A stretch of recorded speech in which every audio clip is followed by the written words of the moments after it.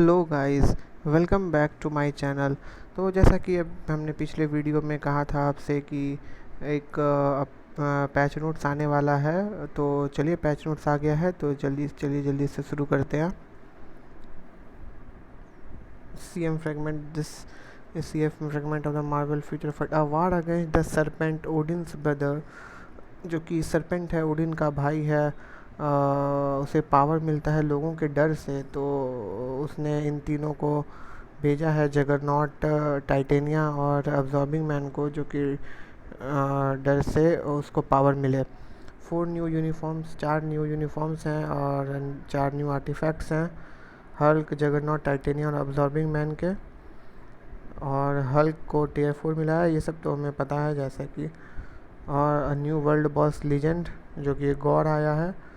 और भी कुछ है। चलिए पहले शुरू करते हैं। तो पहले हल्क का देखते हैं हम लोग। तो हल्क जो कि कॉम्बैट टाइप है और ये सुपर विलन ही रहा है पिछले यूनिफॉर्म से। और इसका क्रिस्टल में सेल में ये मिलेगा यूनिफॉर्म 1050 क्रिस्टल का। और चलिए देखते हैं क्या क्या चेंजेस आए हैं इसमें। यूनिफॉर्म इफेक्ट देखें तो क्रिक रेट 10% से क्रिक डैमेज 50% और चेन हिट डैमेज 15% का मिला है, जो कि अच्छा है। और अल्टीमेट स्किल टीयर 3 स्किल देखने से तो सेम ही लग रहा है। मेन इंपॉर्टेंट है इसका इंक्रीज ऑल अटैक बाय 60%, जो कि काफ़ी अच्छा है। पैसिव में हीलिंग है 4% का, जो कि शायद पहले 3% का था, तो 1% उसे बढ़ा दिया गया है।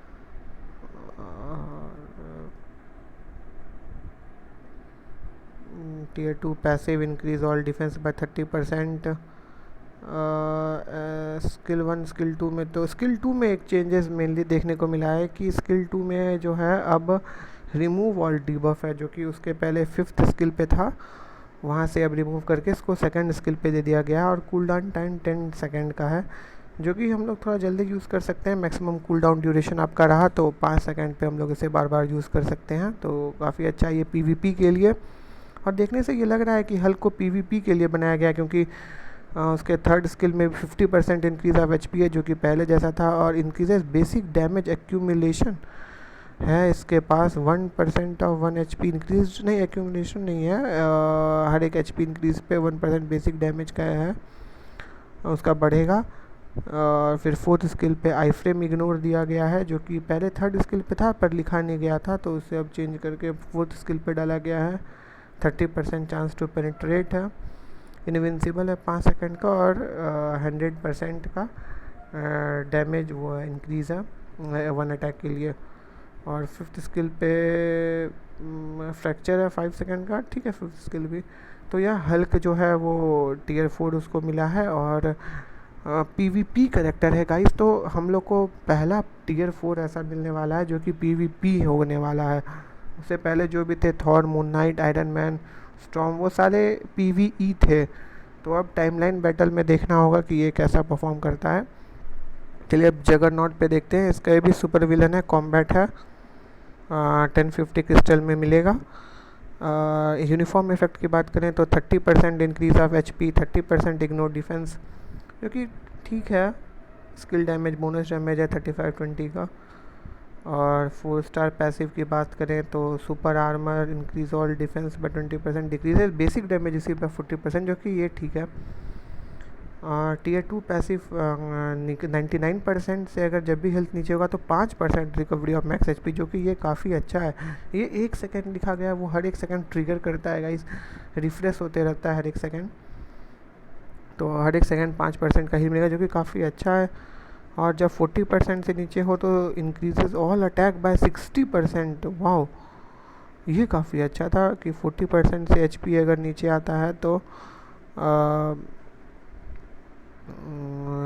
acquire the following effect for 1 second: 60% all attack, 5% all speed और 25% क्रिक रेट। काफ़ी अच्छा लग रहा है ये तो।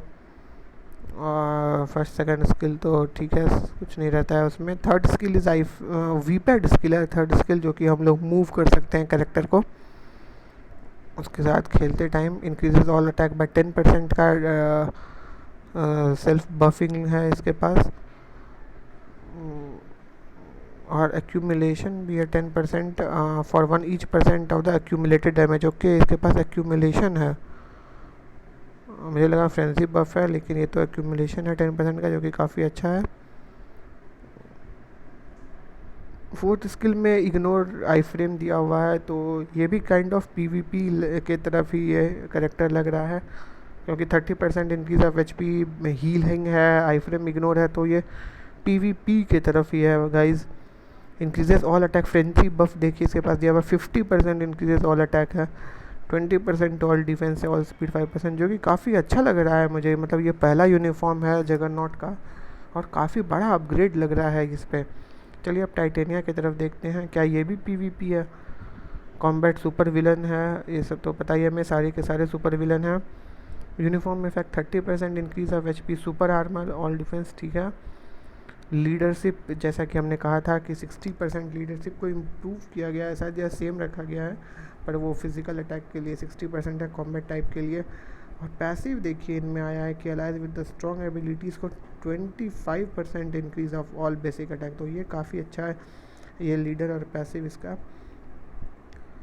टीयर 2 पैसिव भी इसके सेल्फ है, ये increase all attack by 35%, 30% decrease damage received by 30%, ठीक है। इसका फर्स्ट स्किल वीपैड स्किल है, देखना पड़ेगा कैसा है। थर्ड स्किल इसका भी आई फ्रेम है, मतलब काउंटर अटैक है, सॉरी गाइस, काउंटर अटैक है इसका थर्ड स्किल, जो जैसे कि सिल्वर सर्फर का है, रोग का है, वैसा ही काउंटर अटैक स्किल है इसका थर्ड स्किल, जो कि काफ़ी सही लग रहा है। और ये भी पीवीपी के तरफ ही शायद मुझे लग रही है, क्योंकि इसका भी 70% चांस ऑफ मिसिंग एचपी है, आई फ्रेम मतलब काउंटर अटैक है, तो 60% फोर्थ स्किल पे 60% चांस टू पेनिट्रेट है, सुपर आर्मर, बैरियर शील्ड है। तो गाइज ये सब पीवीपी के तरफ ही लीन कर रही है। और फिफ्थ स्किल पे इसका फ्रेंजी बफ है, इंक्रीजेज ऑल अटैक बाय 50%। तो यार टाइटेनिया भी काफ़ी अच्छी टीम होगी। तो ये तीनों जो लग रहा है मुझे, टाइटेनिया की लीड और हल्क और जगरनॉट, ये सॉरी, तो ये टीम पीवीपी में अच्छी हो सकती है। और हल्क का जो पहले गाइस हम लोगों ने देखा था कि ये फिज़िकल डैमेज 106% ऑफ एचपी ही है, जो कि मतलब सारे स्किल पे जो है वो एचपी के डैमेज पे बेस्ड है। जैसे कि हमने हल्क पे पहले एचपी का उडूज बहुत सारे लगाए थे कि उसका डैमेज जितना ज़्यादा एचपी होगा उतना ज़्यादा डैमेज करेगा, अभी भी वैसा ही है, कोई चेंजेस नहीं आए हैं उसमें।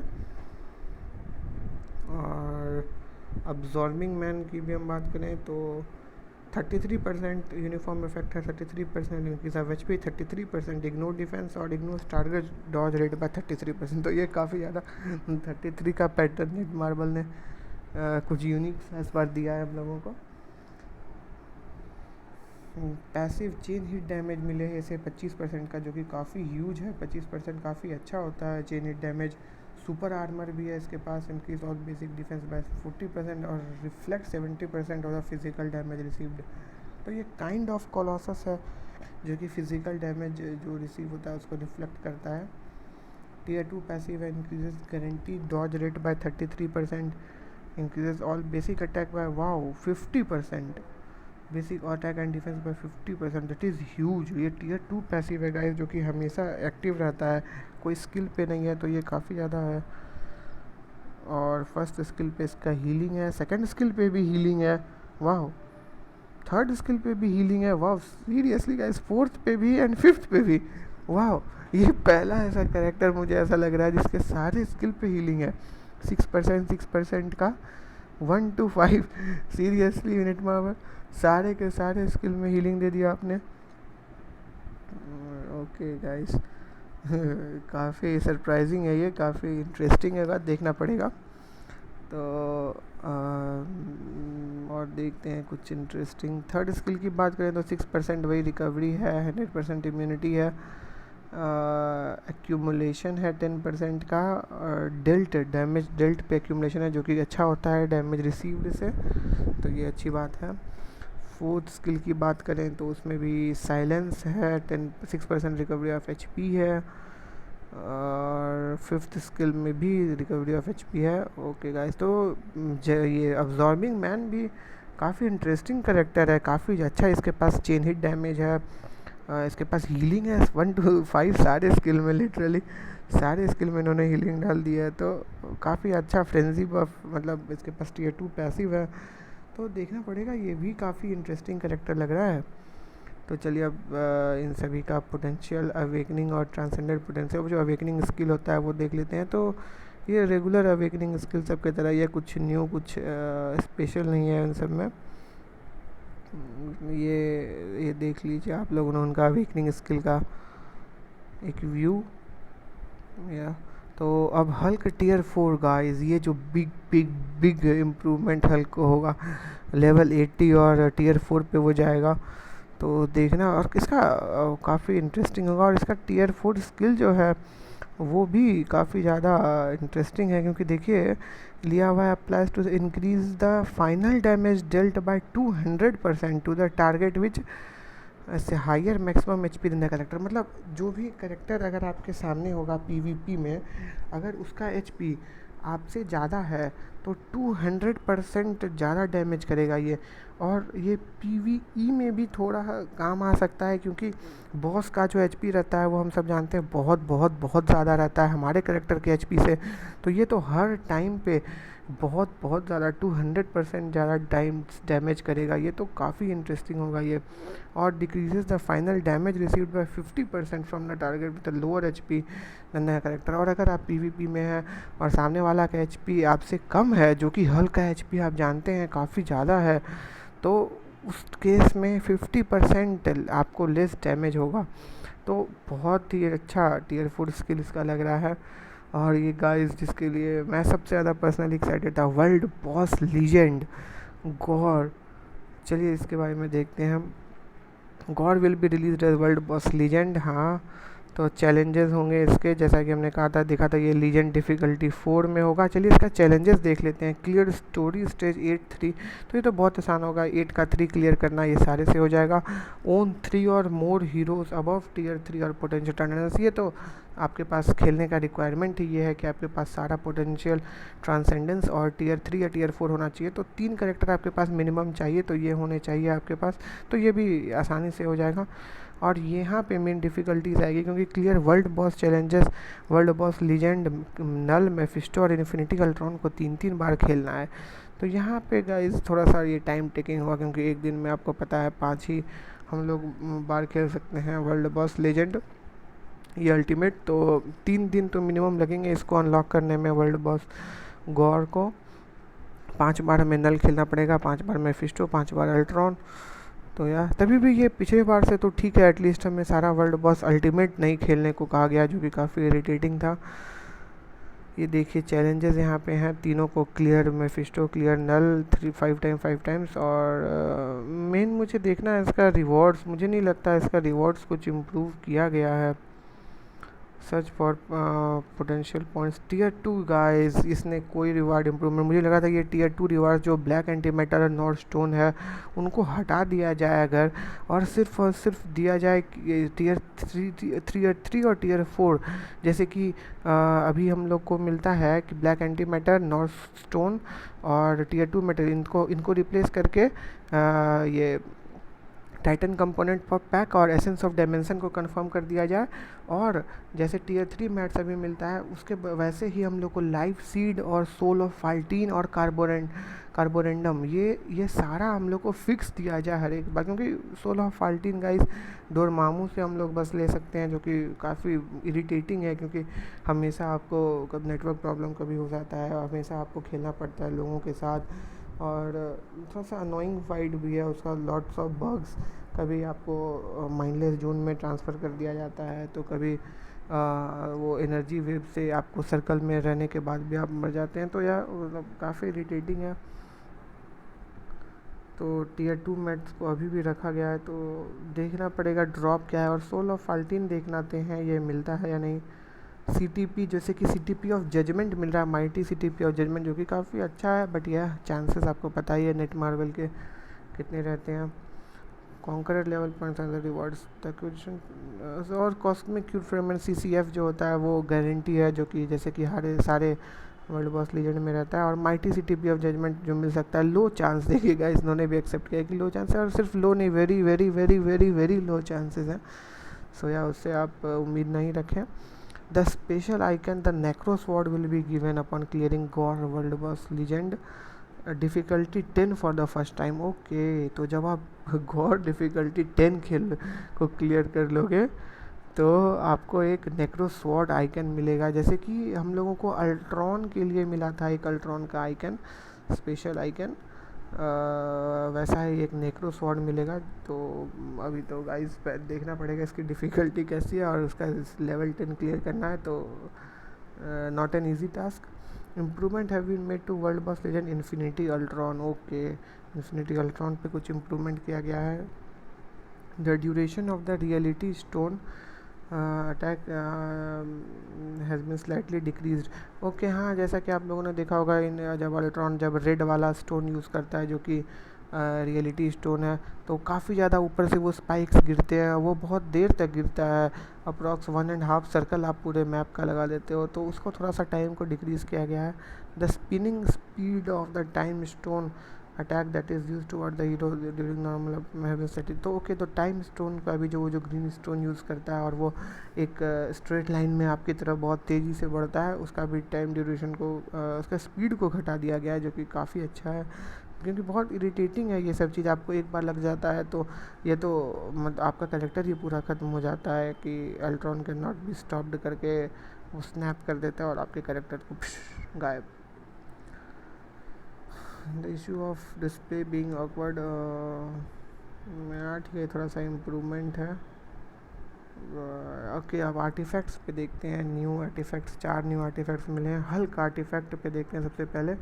Increase HP bye 25%। ओके, तो ये सिंपल है, इसमें HP इंक्रीज़ किया है और ज़्यादा 25% HP, मतलब हल्क एक तो खुद ही इतना टैंकी है और HP इसका और इंक्रीज़ कर दिया गया, जो कि काफ़ी टैंकी हो जाएगा हल्क PvP में। और टाइटेनिया का ignores non boss element damage decrease by, या मतलब टाइटेनिया का अच्छा नहीं लगा मुझे, क्योंकि नॉन बॉसी जो कि बॉस टाइप नहीं होते हैं तो उसके लिए डैमेज डिक्रीज़ जो है वो 30% का होता है, पर मतलब ये 30% डैमेज रिसीव करेगी कम। पर नॉन बॉस टाइप से आप खेलते कहाँ, शैडो लैंड में खेलते हैं आप, तो और या फिर PvP में खेलते हैं तो या उसी में काम आ सकते हैं, क्योंकि वर्ल्ड बॉस लीजेंड में, डोरमामो में वो सब तो बॉस टाइप होते हैं। फिर जगरनॉट का देखते हैं हम। increases when HP is below 40%, recovers HP by 70%, and okay, increases max HP by 70%। Wow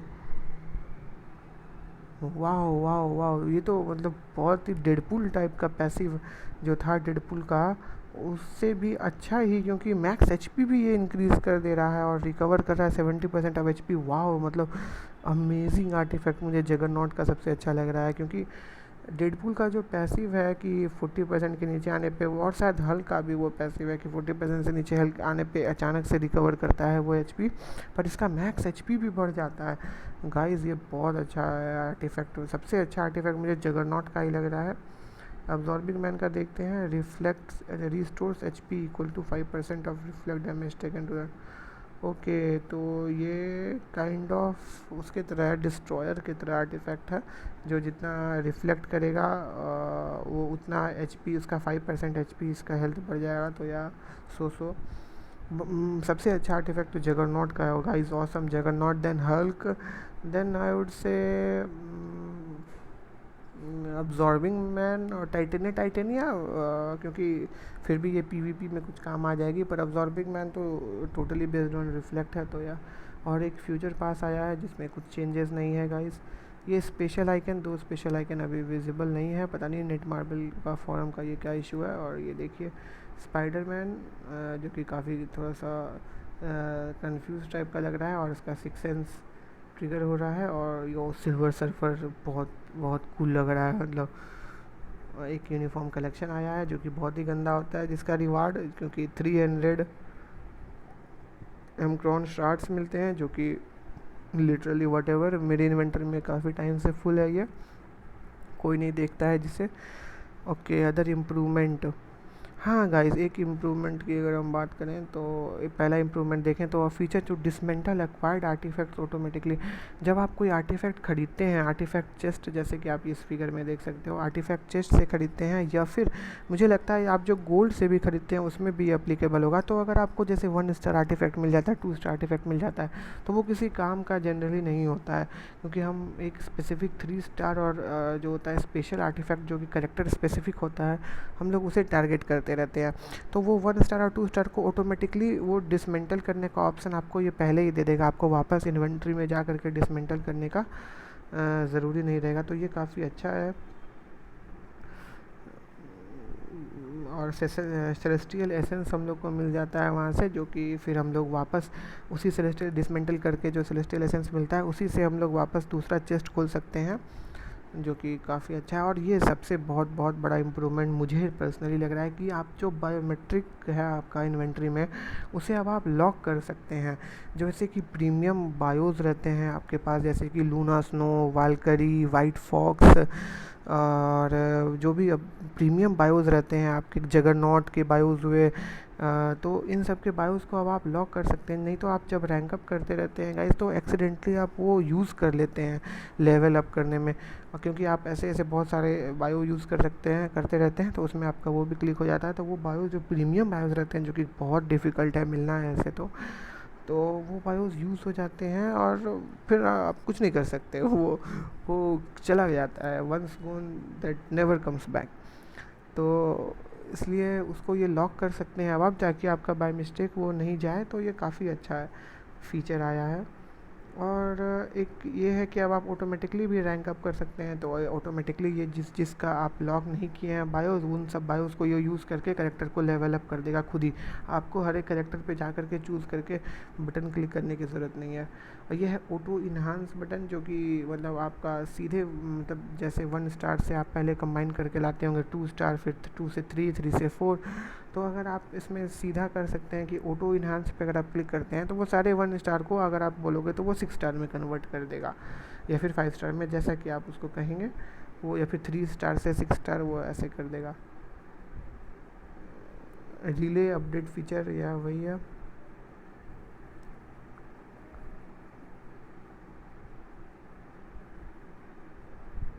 okay, तो ये auto enhance, okay sorry guys, वो मैंने रिले फीचर का बता दिया। ऑटो इन्हांस ये है कि मतलब जब भी आपके पास वो आएगा कंबाइन आइटम और डिज़ायर रैंक, जब भी आपके पास वो, जैसे आपने 1 स्टार को कर दिया ऑटो इन्हांस पे, तो जब भी आपके पास 1 स्टार आएगा ये ऑटोमेटिकली 2 स्टार में कन्वर्ट हो जाएगा अपने आप, वो रैंक अप हो करके गोल्ड लेकर के। तो यार उतना अच्छा तो नहीं है ये रिले एडवांसमेंट, अच्छा लगा कॉमिक कार्ड के लिए, क्योंकि सारा कॉमिक कार्ड को ये कन्वर्ट कर देगा और आपका आगे तक पहुंचा देगा।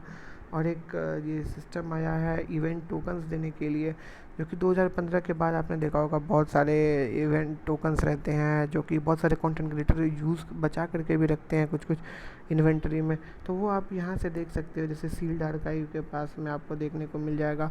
और यहाँ पे वो सारा हर एक साल बाय साल का ये देखिए शॉर्ट किया हुआ है, 2022 में इतने सारे टोकन्स आए हैं, उन सारे टोकन्स आपको डिस्प्ले होगा। जो टोकन आपने यूज़ जो कर भी लिया है वो भी यहाँ पे शो होगा, पर आपके पास आपने एक्वायर किया होना चाहिए किसी भी टाइम पे, तो वो यहाँ पे शो होगा। ये जस्ट मतलब एक शो करने के लिए, इसका कोई यूज़ नहीं है कि आपको कुछ मिलेगा रिवार्ड एंड ऑल, बस एक आपको दिखाने के लिए है वो।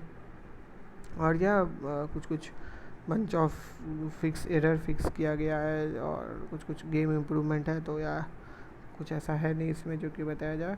तो या गाइस ये थे अपडेट डिटेल्स। तो और इंडिया के हिसाब से मैं आपको ये भी बता देता हूँ कि मेंटेनेंस टाइम जो होता है वो सुबह का 5:30 बजे से मेंटेनेंस स्टार्ट होता है, और ये मेंटेनेंस आपका 8.5 आवर्स चलेगा। तो बहुत लंबा मेंटेनेंस है ये, रेगुलरली से थोड़ा सा ज़्यादा लंबा है।